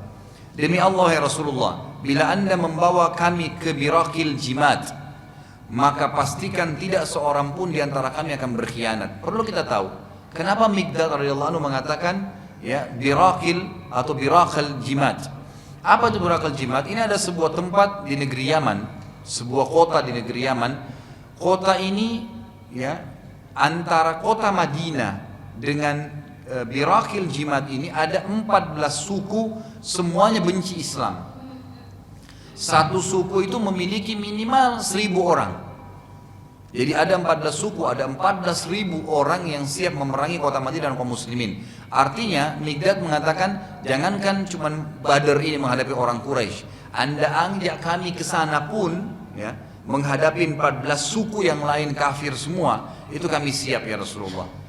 Tapi Nabi SAW juga masih belum puas dengan pendapat itu, karena baru 3 orang sahabat, baru Abu Bakar, Umar dan Miqdad radhiyallahu anhum ajma'in. Beliau masih mengatakan, terima kasih wahai Miqdad. Lalu beliau mengatakan, wahai muslimin, berikan aku pendapat. Nabi SAW kata ahli sejarah terus meminta pendapat di sini karena beliau selama ini hanya mendengarkan pendapat dari muhajirin mayoritasnya. Beliau ingin mendengarkan langsung dari orang-orang Ansar. Maka pada saat itu Sa'ad pun berdiri radhiyallahu anhu dan berkata, kami melihat seakan-akan Anda menyinggung kami dari Ansar wahai Rasulullah. Nabi SAW mengatakan, iya. Sa'ad berkata, demi Allah wahai Rasulullah, bila Anda menyeberangi lautan, niscaya kami akan senantiasa bersama dengan Anda. Maka Nabi SAW pun sangat senang dengan pernyataan Sa'ad yang merupakan memang mewakili suku Ansar. Lalu beliau pun bersabda, berita gembira buat kita semua. Sesungguhnya Allah Azza wa Jal, gitu kan? Sesungguhnya Allah Azza wa Jal telah menjanjikan kepadaku salah satu dari 2 kemenangan. Kita bisa dapat kafilah, mengambil ghanimah harta rampasan perang, atau kita akan memenangkan peperangan. Pada saat itu, karena ini peperangan pertama saudaraku dalam Islam, maka sahabat juga masih belum terbiasa memerangi orang-orang kafir selama mereka Islam. Maka mereka lebih berharap, karena Nabi bilang ada 2 yang dijanjikan.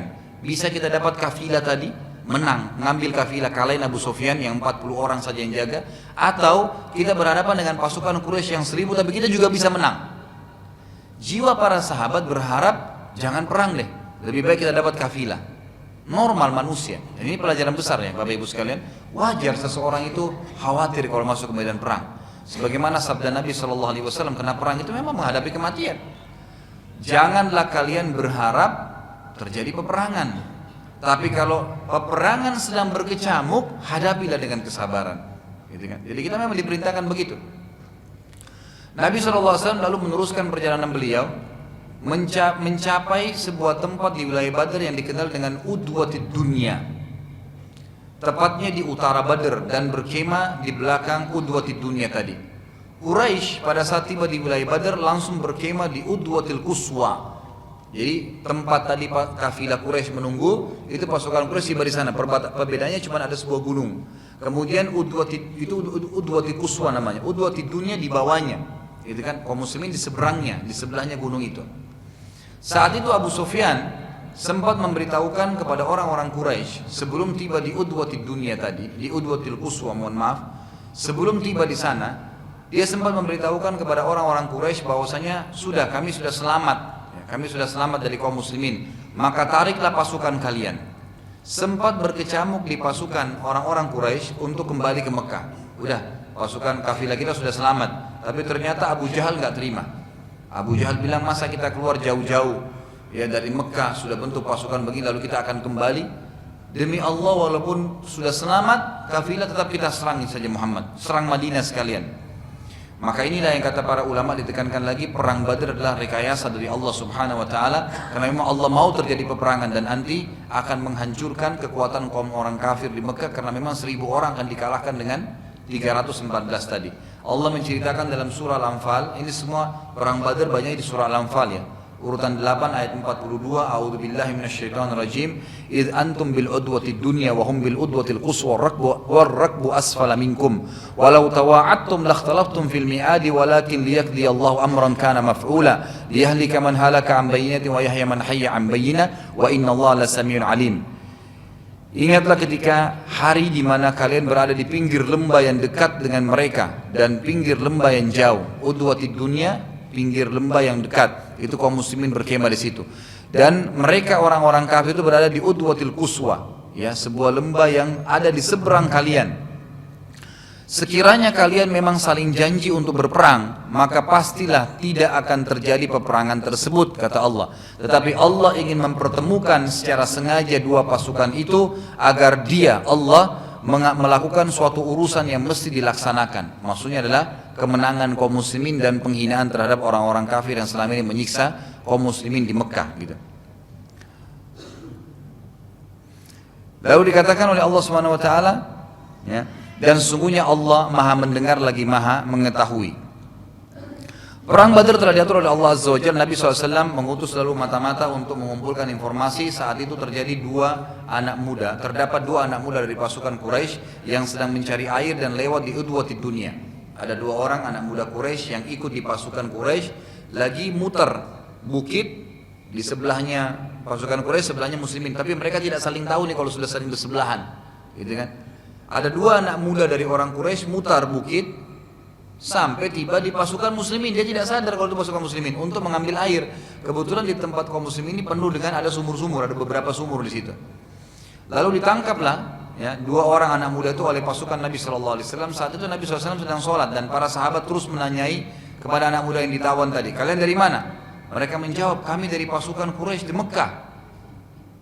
Ngaku karena digebukin, gitu kan. Para sahabat terus saja memukuli mereka sambil berkata, kalian pasti dari kafilah Abu Sufyan, gitu kan. Karena kesakitan, maka kedua anak muda itu pun akhirnya mengatakan, iya deh, kami dari kafilah Abu Sufyan, gitu kan. Tadinya mereka dari pasukan. Kata ahli sejarah, ini semua disebabkan karena sahabat berharap tetap bertemu dengan kafilah Abu Sufyan, nggak ketemu dengan pasukan. Karena kafilah Abu Sufyan cuma 40 yang jaga, ini 1000 orang, gitu kan. Secara jiwa manusia berharap ini aja deh, gitu. Jadi waktu ditangkap dua orang mata-mata pasukan Quraisy tadi, mereka digebukin, kamu dari mana? Dia bilang dari pasukan Quraisy. Nggak mungkin, kamu dari kafilah Abu Sufyan ya? Gitu. Ditekan supaya ngaku dari kafilah Abu Sufyan. Akhirnya karena kesakitan mereka ngaku, iya kami memang dari kafilah Abu Sufyan. Padahal sebenarnya dari pasukan, gitu kan. Saat Nabi SAW selesai sholat, beliau bersabda, jadi beliau dapat wahyu, Subhanallah, saat mereka jujur pada kalian, kalian memukuli mereka, gitu kan. Dan pada saat mereka berbohong, malah kalian melepaskan. Jadi begitu mereka bilang kami dari kafilah Abu Sufyan, udah pergi aja, suruh pergi. Abu Sufyan akhirnya berhasil menyelamatkan kafilah dan posisinya sudah berada jauh di belakang pasukan Quraisy. Abu Sufyan pun sudah mengetahui posisi pasukan Quraisy, maka ia mengirim surat kepada pasukan bahwasanya kami telah selamat dan masalah sudah selesai. Suku Zumrah saat mengetahui surat Abu Sufyan mengatakan kita keluar untuk menyelamatkan kafilah dan sekarang telah selamat, maka tidak perlu peperangan. Dan akhirnya mereka semuanya kembali dan tidak seorang pun yang ikut berperang. Suku Zumrah utuh. Suku Hashim juga berpendapat yang sama. Bahkan mereka berpikir bila sekarang setelah kafilah selamat mereka masih berperang, berarti mereka memerangi Nabi SAW yang merupakan suku mereka sendiri, Bani Hashim, sama Bani Hashim. Maka sebagian besar mereka kembali ke Mekah kecuali Abbas bin Abdul Muttalib, paman Nabi SAW, dengan tujuan agar Quraisy tidak menganggap dia berkhianat dan minimal ada wakil dari sukunya. Pembicaraan tentang baliknya ke Mekah mulai ramai di antara pasukan Quraisy. Utbah bin Rabi'ah, salah satu pemimpin dari pasukan Quraisy, didatangi oleh Hakim bin Huzam. Dua-duanya pemimpin pasukan Quraisy, ya. Lalu Hakim berkata, wahai Utbah, untuk apa lagi kita berperang? Bukankah kafilah telah selamat? Demi Allah, bila kita memerangi mereka berarti kita memerangi sanad kerabat kita sendiri. Orang-orang muhajirin itu kerabat kita juga.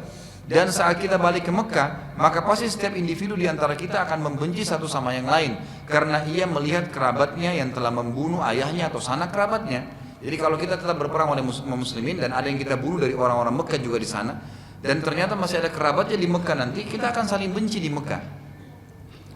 Lalu akhirnya Utbah lalu mengiklankan, baiklah kalau gitu, wahai sekalian manusia, tujuan kita keluar menyelamatkan kafilah dan kafilah telah selamat, maka peperangan tidak perlu lagi, ayo kita kembali ke Mekah. Mendengar pernyataan Utbah, maka seluruh pasukan mulai siap-siap balik.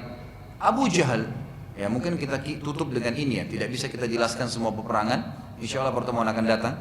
Abu Jahal, Fir'aunnya umat ini telah menginginkan peperangan, tetap mau peperangan terjadi. Dan saat itu kebetulan kota Mekah masih belum jelas siapa rajanya, belum ada raja.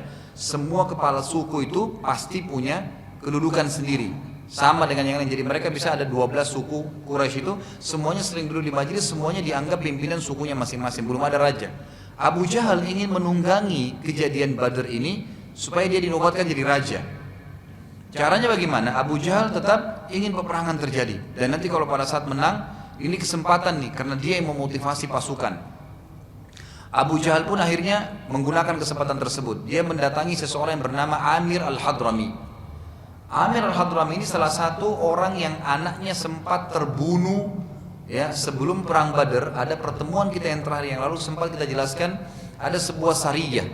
Sariyah ini pasukan kecil yang Nabi utus yang dipimpin oleh Abdullah bin Jahash di bulan Dzulqa'dah. Yang kebetulan anaknya dia, Amir bin Hadrami, dibunuh oleh Abdullah bin Jahash. Abu Jahal lalu berkata kepadanya, orang-orang sudah balik ke Mekah, wahai Amir, dan tidak mau membantu membalas kematian anakmu. Amir Al-Hadrami lalu menuju ke tengah-tengah pasukan, lalu ia duduk di atas tanah sambil menangis dan meletakkan tanah di atas kepalanya sambil berkata, sungguh kasihan aku, sungguh kasihan aku. Kalian tega meninggalkan membalas kematian anakku demi Allah. Kalau anak salah seorang di antara kalian mati, maka pasti ia tidak akan membiarkannya. Terus saja Amir menangis dan teriak-teriak di tengah pasukan, sampai akhirnya seluruh pasukan kembali dan siap untuk memerangi kaum muslimin. Di sini kita lihat pelajaran ya, bagaimana Abu Jahal ya juga mengatur strategi dalam perang. Jadi perang itu harus hati-hati sekali orang dalam perang itu. Apa saja bisa memicu emosi, apa saja bisa memicu ketakutan, bisa juga sebaliknya memberikan semangat yang besar. Nabi SAW sempat keluar bersama Abu Bakar untuk mengumpulkan informasi pada saat itu di sekitar perang Badar. Saat tiba di dekat Badar, Nabi SAW dan Abu Bakar menemui seorang yang sudah sangat tua. Dan Nabi SAW bertanya padanya, apakah engkau memiliki sesuatu tentang apa yang ada di lokasi ini? Nabi nggak tanya, kamu tahu ada pasukan nggak, ada kafilah nggak? Enggak. Cuma mengatakan, apa kau tahu sesuatu di sekitar lokasi ini ada informasi? Orang itu berkata, kalian siapa? Kata Nabi SAW, bila engkau menyampaikan kepada kami informasimu, maka kami pun akan menyampaikan kami dari mana. Orang itu lalu berkata, aku telah disampaikan kepadaku, aku sudah dengar, bahwasanya pasukan Quraisy sudah keluar dari hari ini dan hari itu. Kalau itu benar, berarti mereka sudah sampai di belakang bukit ini. Jadi ada bukit, di belakang sini sudah ada mereka berarti. Kalau itu betul informasi. Tapi orang ini tidak lihat. Dan telah disampaikan kepadaku juga bahwasanya Muhammad telah keluar pada hari ini dan hari itu dari kota Madinah. Dan kalau itu benar, berarti mereka dan Muhammad dan pasukannya berada di sini. Ditunjuk lokasi Nabi SAW. Ya. Tapi orang ini karena tua dan agak rabun, dia tidak lihat pasukan muslimin. Dia cuma bilang, kalau ini benar berarti Quraisy ada di sini, Muhammad ada di sini. Nabi SAW bertanya lagi, bagaimana dengan kafilah Abu Sufyan? Orang itu menjawab, aku tidak tahu. Ini termasuk kata sebagian ahli sejarah kecerdasan Abu Sufyan, bagaimana dia bisa ya menyelamatkan kafilah dari pasukan tadi. Orang itu bertanya lagi, kalian dari mana? Nabi SAW mengatakan, kami dari air. Kami dari air. Ini jawaban politis ya, gitu, dalam medan perang gitu.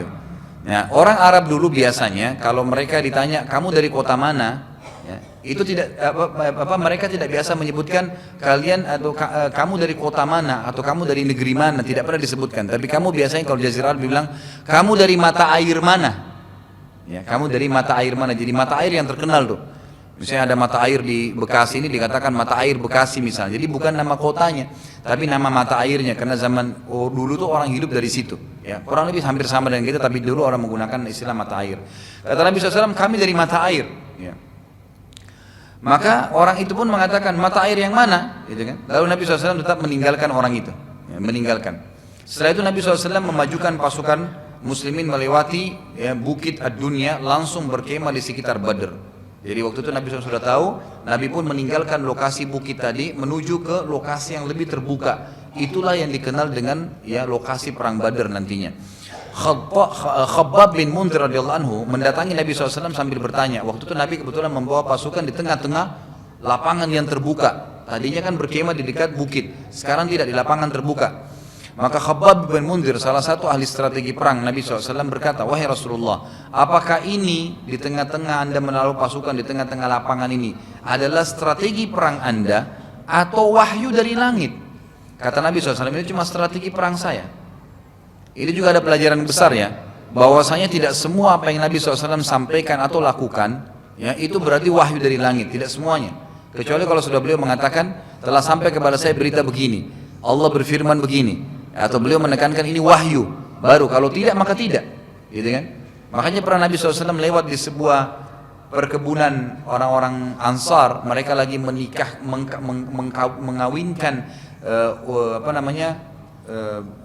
memindahkan cairan. Jadi kurma itu kalau yang jantannya di atasnya tuh di pucuknya ada cairan seperti sperma laki-laki, banyak sekali. Itu kalau lagi panas, lagi banyak. Itu biasanya ditiup angin lalu melengket di pohon-pohon betinanya lalu berbuahlah kurma-kurma itu, gitu kan? Nah zaman itu orang-orang Ansar ada yang sedang mengambil ya seperti sperma tadi itu, lalu sengaja diambil untuk ditempelin secara manual gitu loh, tidak ditunggu angin. Waktu Nabi SAW lewat, Nabi mengatakan, kenapa kalian lakukan itu? Lalu mereka mengatakan, kami sedang mengawinkan ya pohon kurma kami ya Rasulullah. Kata Nabi SAW, coba kalian tidak lakukan ya. Begitu saja. Sahabat mengira ini adalah wahyu, gitu kan? Akhirnya hasil panennya mereka tidak maksimal. Mereka datang kepada Nabi SAW, ya Rasulullah, waktu anda lewat kebun kami, anda mengatakan jangan kerjakan itu. Maka kami tinggalkan, kami tidak kawinkan pohon-pohon kurma kami, hasil panennya sedikit. Kata Nabi SAW, ya kalian lebih ngerti urusan dunia kalian. Ya tidak semua apa yang beliau sebutkan itu berarti menjadi wahyu, gitu kan? Sama dengan perilaku-perilaku yang beliau lakukan seperti beliau jalan, ya seperti turun dari bukit karena cepat sekali. Ini bukan bagian daripada wahyu. Ini bukan bagian daripada wahyu. Makanya sahabat Khabbab bin Munzir jeli. Dia tanya, ya Rasulullah, yang anda taruh pasukan tengah-tengah lapangan ini strategi perang anda atau memang perintah wahyu? Maka Nabi SAW mengatakan ini strategi perang. Kata Khabbab, baik ya Rasulullah, tapi menurut kami ini bukan tempat yang tepat untuk berperang dan bertahan. Pendapat kami, kita pilih sumur yang terbaik di antara sumur-sumur di lokasi Badar ini, lalu kita berkemah di sekitar sumur itu, dan kita menimbun sumur-sumur yang lain agar orang-orang Quraisy tidak bisa minum. Akhirnya Nabi SAW pun setuju, berkemahlah mereka di dekat sumur yang paling besar, sumur yang lain semua ditimbun, dan ini informasi kondisi yang mereka lakukan adalah mereka menepi sampai di belakang mereka ada tebing-tebing, gitu kan, sehingga betul-betul menjadi seperti sebuah benteng gitu. Pada malam harinya Allah SWT menurunkan rahmatnya untuk meringankan peperangan bagi muslimin. Allah SWT menurunkan pasukan bantuan dari malaikat dan menurunkan hujan. Ada dua nih. Ada malaikat yang diturunkan oleh Allah SWT yang hadir nanti di perang Badar, nanti akan ada kisahnya banyak. Kemudian juga turunnya hujan pada malam itu, agar tanah yang ditempatkan oleh kaum muslimin jadi basah. Jadi subhanallah, hujan turun di Badar itu begini. Di lokasi kaum muslimin turun hujan gerimis. Turun hujan gerimis, pelan sekali. Saking enaknya hujan itu, ya saking lembutnya turun dari langit, sampai para sahabat tertidur. Sampai mereka tertidur. Sementara di posisi sebelah bukit, gitu kan, turun hujan lebat di tempatnya pasukan orang-orang Quraisy, sehingga membuat basah semua kuyup badan mereka, kemah mereka, dan mereka tidak bisa tidur malam itu. Serta tanah-tanah mereka jadi becek semua, gitu kan. Ini dengan hikmah Allah Subhanahu wa taala. Maka pada saat itu orang-orang muslimin pun keesokan harinya, gitu kan, pada saat mereka bangun, mereka selesai sholat subuh, mereka menemukan ternyata tanah itu jadi bagus di sekitar mereka. Ya, kemudian mereka merasa sejuk, enak, nyaman, sudah istirahat malam. Sementara pasukan Quraisy mereka sangat mengantuk, susah, nggak bisa tidur tadi malam kena banjir. Dan pada saat orang-orang Quraisy pagi, mereka dapat informasi pasukan muslimin sudah di lokasi Badar, mereka langsung memutari bukit tadi, gitu kan? Kemudian menuju untuk menghadapi pasukan muslimin. Nah, dari tempat berkemah mereka sampai menuju ke kaum muslimin ini semuanya becek, sehingga langkah kaki mereka jadi berat. Langkah kaki mereka jadi berat, dan ini mengambil tenaga yang sangat banyak. Inilah yang Allah Subhanahu wa taala ceritakan di dalam surah Al-Anfal. Sama tadi kita kembali surah Al-Anfal ayat 9 sampai ayat 14. Ini semua awal-awal kasus terjadi perang Badar. Bunyinya a'udzubillahi minasyaitonir rajim, idz tastaghitsuna rabbakum fastajaba lakum anni mumiddukum bi alfin minal malaikati murdifin wa ma ja'alahu Allahu illa busyra wa litatma'inna bihi qulubukum wa man nasru illa min indillah innallaha azizun hakim. idh yughashshikumun nu'asa amanatan minhu wa yunazzilu 'alaikum minas sama'i ma'an liyutahhirakum bihi wa yudhhiba 'ankum rijza asyaitani wa liyarbita 'ala qulubikum wa yuthabbita bihi al-aqdam idh yuhi rabbuka ilal malaikati anni ma'akum fathabbitul ladina amanu sa'ulqi fi qulubil ladina kafaru ru'ba fadribu fawqa al-'anaqi wadribu minhum kulla banan dzalika bi annahum syaqqullaha wa rasulahu wa man yushaqiqillaha wa rasulahu fa innallaha syadidul iqab dzalikum fadhuquhu wa anna lil kafirina 'adzaban nar. Ayat 9-nya, ingatlah ketika kamu memohon pertolongan kepada Tuhanmu hai Muhammad, lalu diperkenankan kepadamu, sesungguhnya kata Allah, aku akan mendatangkan bala bantuan kepadamu dengan 1000 malaikat yang datang secara berturut-turut. Ayat 10, dan Allah tidak menjadikan mengirim bala bantuan itu melainkan sebagai berita gembira agar hatimu menjadi tentram wahai Muhammad karenanya, dan kemenangan itu hanya dari sisi Allah, sungguhnya Allah maha perkasa lagi maha bijaksana. Ayat 11, ingatlah ketika Allah menjadikan kalian semuanya mengantuk sebagai suatu penentraman darinya, turun hujan tadi gerimis jadi ngantuk, jadi tidur. Dan Allah menurunkan kepadamu juga hujan dari langit untuk mensucikan kamu dengan hujan itu dan menghilangkan dari kalian gangguan-gangguan syaitan, dan untuk menguatkan hati kalian dan memperteguhkan dengan telapak kaki atau memperteguhkan telapak kaki kalian, karena tanah itu di padang pasir kalau lagi kering berat untuk dilewatin, tapi kalau basah sedikit saja dengan hujan gerimis itu jadi ringan untuk dilalui. Kalau becek sekali maka susah untuk dilalui juga. Jadi ini dengan hikmah Allah Subhanahu wa taala. Ayat 12, ingatlah ketika Tuhanmu mewahyukan kepada para malaikat, sungguhnya aku akan bersama dengan kalian, maka teguhkanlah pendirian orang-orang yang beriman. Kelak aku akan jatuhkan rasa ketakutan ke dalam hati orang-orang kafir, maka penggallah kepala mereka dan potonglah tiap-tiap ujung jari mereka. Di sini kata para ulama, yang diperintahkan untuk memenggal leher orang-orang kafir dan memotong jari-jari mereka adalah para malaikat. Makanya nanti setelah perang Badar kata Nabi SAW, kalau kalian ingin mengetahui perbedaan mana korban kalian dan mana korbannya malaikat, maka lihatlah leher-leher musuh kalian dan jari-jari mereka. Jadi ternyata yang dipenggal oleh para malaikat itu di bagian leher mereka ada bekas tanda terbakar, gitu kan, dan lehernya terpotong dan telapak jari-jarinya semua terpotong. Ini memang cirinya. Ini yang seperti Allah katakan dalam surah Al-Anfal ayat 12. Lalu ayat 13, ketentuan demikian itu adalah karena sungguhnya mereka menentang Allah dan Rasulnya, dan barang siapa yang menentang Allah dan Rasulnya maka sungguhnya Allah amat keras siksaannya. Ayat 14, itulah hukuman di dunia bagi mereka, maka rasakanlah hukuman yang lebih berat nanti di hari kiamat. Sesungguhnya orang-orang kafir akan mendapatkan azab neraka yang pedih. Azab neraka yang pedih. Jadi ini kasus tentang atau ayat turun menyebutkan saksi bahasan kita, turunnya hujan gerimis yang membuat para sahabat ngantuk dan mereka sempat beristirahat. Allahu alam. Jadi mungkin sampai sini dulu insyaallah. Kita akan lanjutkan nanti, pertemuan akan datang lagi karena ini masih panjang kisahnya berhubungan dengan masalah perang Badar itu sendiri. Nanti akan ada kisah Sa'ad bin Mu'adz radhiyallahu anhu, kemudian ada kisah bagaimana ya para sahabat masuk ke medan perang, terjadinya duel, gitu kan, terjadinya duel ya. Mohon maaf, saya sampaikan dulu kisah Sa'ad bin Mu'adz karena nanti ada subjudul sendiri yang akan dibahas pertemuan akan datang. Sa'ad bin Mu'adz radhiyallahu anhu berkata pada Nabi SAW, wahai Rasulullah, sungguh anda lebih tahu apa yang akan terjadi dalam peperangan ini, dan di Madinah terdapat saudara-saudara kami yang bukan tidak ingin ikut, tapi mereka tidak tahu kalau anda akan berperang, dan mereka mengira anda akan hanya menghadapi kafilah. Bila mereka mengetahui peperangan akan terjadi, pasti mereka tidak akan meninggalkan anda sama sekali.